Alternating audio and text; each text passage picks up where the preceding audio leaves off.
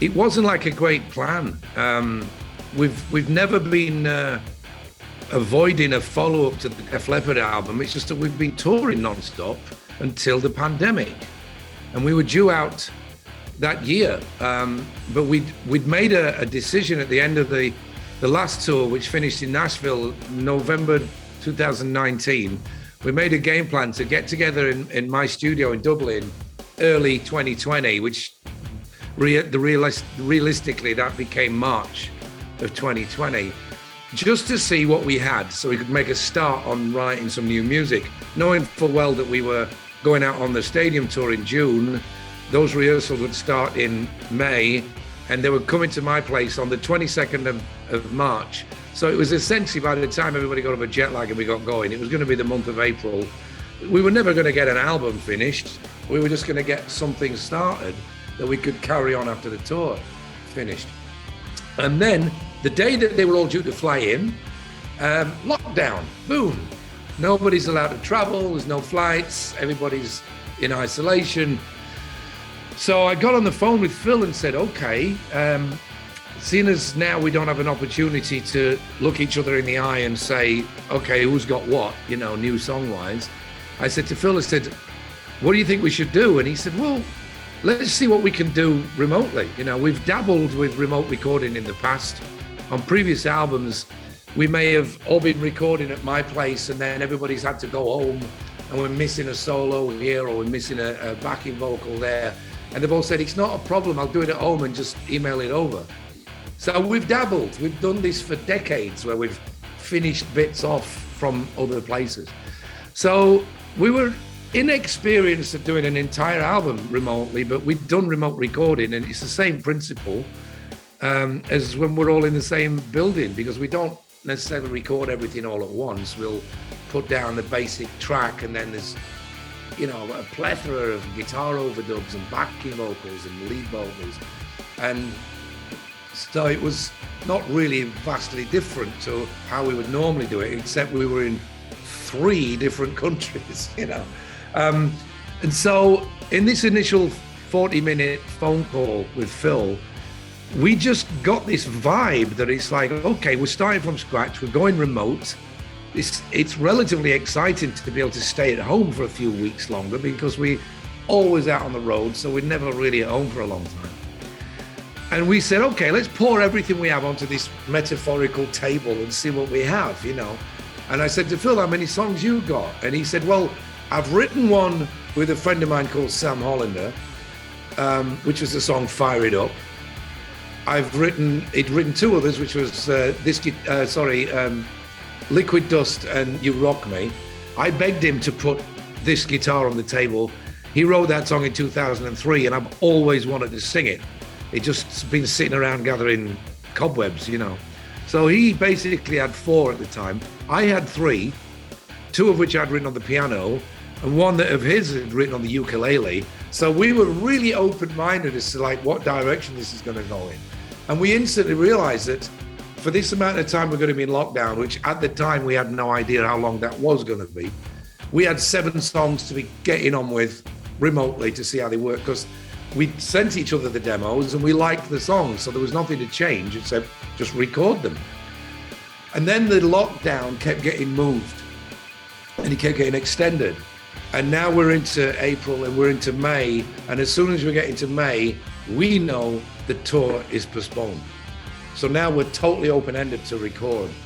And this is when we started writing new material. So me and Phil, we wrote 5 songs. Me and Sav wrote 1. Sav wrote 1 on his own. So we had 14 songs to be getting on with. And we just kept going. We just kept recording and recording and recording. And the way it worked was everybody was recording whatever they wanted to the songs at home and sending them to Ronan McHugh, our producer engineer, who was gluing it all together in this fantastic Pro Tools session that he'd put together. So essentially, as he said to us, guys, this is actually quite easy. It's exactly the same principle as if we were all in the same building. It's just that you, instead of walking into the room to record, you're sending me over performances that you've done at home, because everybody's got their own studios, so we've got all the sounds dialed in. So it was the most fun album we've ever made. Absolutely. You know, you're looking at the pandemic and you're going, this is awful. There's people dying. There's people cannot go and see their relatives in old folks' homes. They can't go to hospital to visit their relatives. They're either sick or they're dying. And you're realizing that this is a deadly serious situation that the whole world seems to be, you know, dealing with. What is our contribution to making this thing survivable? Our contribution is to stay safe. We're not doctors, we're not nurses, we're not scientists, we're musicians. So what could we do? What we could do is stay isolated and stay focused on what we decided to do, which was not let however much time it was, which ended up being about 2 years, not letting that time go to waste. So we've been working relentlessly on thousands of different things, back catalogue stuff, future releases, current releases, merchandise, I mean, everything, you know. We just kept ourselves, in fact, I was more busy during lockdown than I was before. So it was a fantastic way to stay focused. And other than, you know, putting on the hazmat suit once a week to go and do the weekly shop, we all literally stayed in our own environments. You know, I could go into the garden. Phil used to go in Laguna, he'd go down to the beach because it was isolated down there. We just lived our lives as family people. We had more time with the family, yet we could still make this amazing record, which we didn't have to work on 7 days a week. And we weren't all waiting around for one of us to finish their part so we could do ours. Essentially, at any given time, anybody in the band could be working on whichever song they wanted, and it all got sent to Ronan to glue together. So it was a joy. I tell you this much, I don't think we will ever make a traditional album ever again, in the sense of all turning up in the one room, because this was way more, it was way more fun, it was way more focused, and it was so freeing of all barriers. You know, we were doing songs on the piano, we were bringing in Mike Garson from David Bowie's band to play the piano. Alison Krauss sings on 2 songs. And like I said, you know, we're using the piano more than we've ever used it in the past. Phil wrote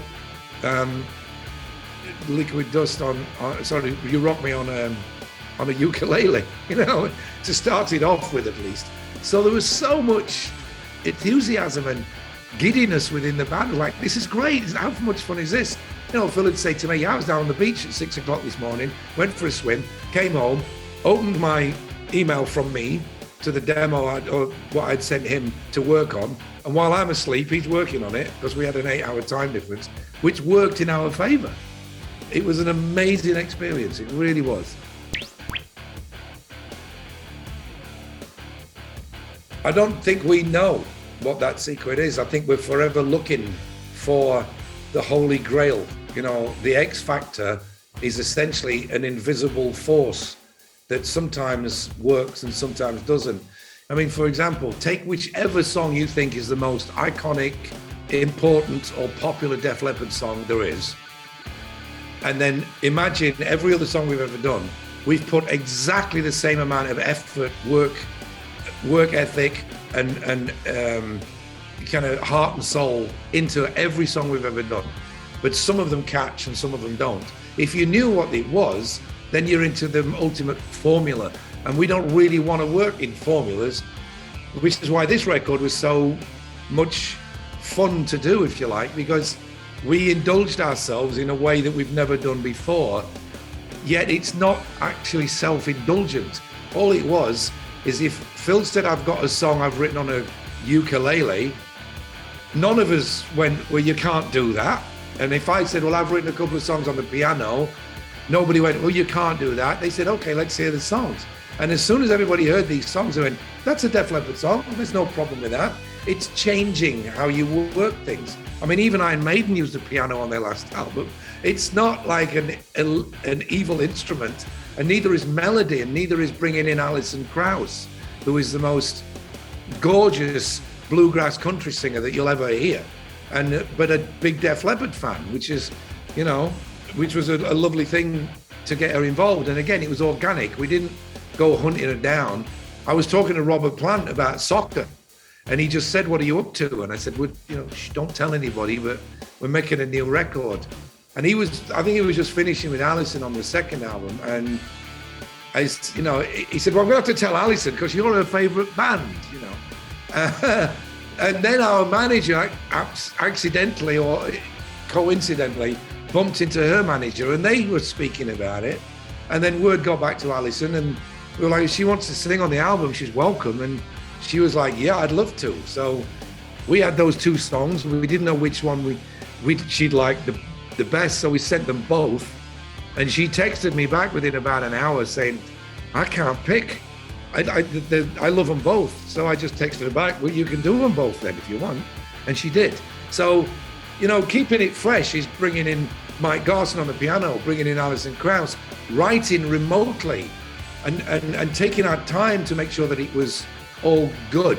We didn't have to rush it. We didn't have a record deal when we started this album. We didn't have a delivery date. So we were just recording as artists for fun. There was no end game to worry about. We've got to get it done for now. That came literally right at the very end when we had the 14 songs recorded. And Phil phoned me up one day and he says, "I've just written a song with Dave Bassett, who was this songwriter guy in LA.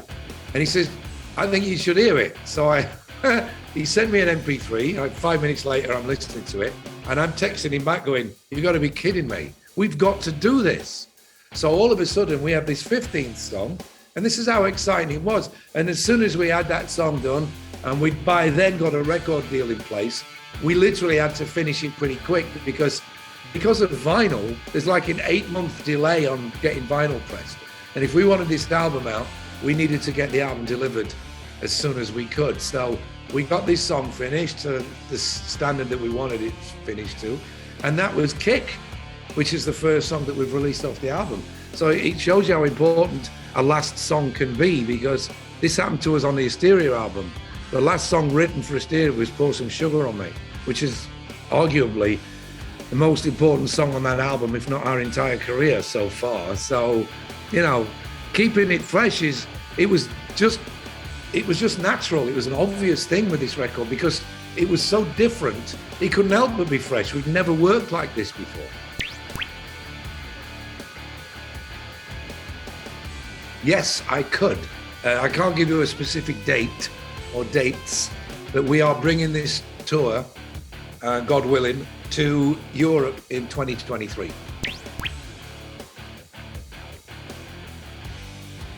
Got plenty of them. They're not always good. Some of them are pretty grim, like 1981. We were opening for Ritchie Blackmore's Rainbow, and we literally flew in the day after we finished recording the High and Dry album. So we hadn't had a chance to rehearse. And I do believe that first gig was in Essen. We literally walked on stage, no sound check, and we hadn't played a gig in over a year. So you can imagine it was a disaster. And I know that the reviews were awful. I couldn't read them because they were in German, but everybody was telling me, "What's the review saying?" They're all going, "You really don't want to know." Luckily, that's now 41 years ago, and it's a distant memory that's become a bit of an anecdote within the band. But you've got to look at the Monsters of Rock shows in 1986, which were recorded in the middle of the Hysteria album. We needed a break. We were getting what we like to call cabin fever. We'd been in the studio for 2 years, and we were nowhere near finished. And this opportunity to play 4 shows, 1 in Sweden, 1 in England, and 2 in Germany, with the Scorpions, Ozzy Osbourne. It was a great bunch of bands. I think maybe Accept were on the bill. I can't remember actually. And there's a photograph in the middle, in the inner sleeve of the Hysteria album of Def Leppard on stage in Germany, and it had been raining all the way through our set. So all the equipment is covered in plastic. So of course the sound can't really penetrate the plastic. So it doesn't sound great. Everybody's drenched. And then right at the end of the set for the encore, the sun came out and the rain stopped. And Ross Halfin took this great photograph of Steve Clark and Phil in kilts, messing about on stage, steam rising off the audience. And we actually, we named the photograph Life at the Top with Def Leppard 1986. And it really was, it just summed up the way things were going for us. It was, we making the best of a bad situation with the awful weather and halfway through this album. But those gigs were fantastic because the German audiences had a lot of Americans in there because of the fact that there was a lot of army folk and based in Germany. And the Pyromania album had been massive in America. So there was the German fans and the American fans all mingled together, making a lot of noise. And it just gave us our confidence. And when we went back in to start recording Hysteria again after those shows, we were like 10 feet tall. We were full of beans because we felt good. You know, we got a great reaction from the crowds. And it just gave us some energy to go back and finish this album. And had we not done those shows, who knows what that album would have turned out like. Okay, well, if you're a Def Leppard fan, I would imagine there's always a need to listen to some new music because as much as it's great to have this, you know, massive back catalogue of music, new music is what keeps a band alive. So we want to share that with our fans. Why do they want to listen to it? Well, I believe that this is a career-defining album for a band that's been around now for 45 years. To make an album that's this strong, I believe, at this part of our career is actually quite an achievement. You know, I've been comparing this situation, not the albums, but I've been comparing the situation with Diamond Star Halos for Def Leppard. I think is capable of being what Hotel California was for the Eagles or Rumours was for Fleetwood Mac. And what I mean by that is what came before was fine. There was nothing wrong with it. In fact, the Eagles' greatest hits, which was their previous album to Hotel California, is one of the biggest selling records of all time. It speaks for itself. And the Fleetwood Mac scenario of the Peter Green years, the Jeremy Spence years, it was all brilliant stuff. But then they put out Rumours and Eagles put out Hotel California, and it was a quantum leap.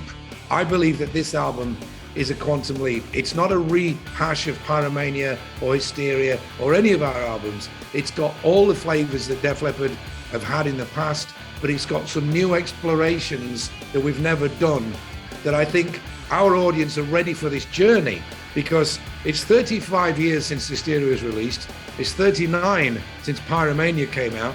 And our audience are also older, like we are. So I think they're ready to hear something a little different, you know. Like I said, he's still got plenty of Def Leppard stuff. Give Me a Kiss That Rocks, SOS Emergency, Fire It Up, Kick. They're all classic Def Leppard. But there's some stuff that just, like our hero's Queen, it just goes off on tangents that are a little different to the stuff that they've done in the past. This is Joe from Def Leppard. Thanks for listening, and see you on the road in 2023. Radio 21. Bester Rock and Pop.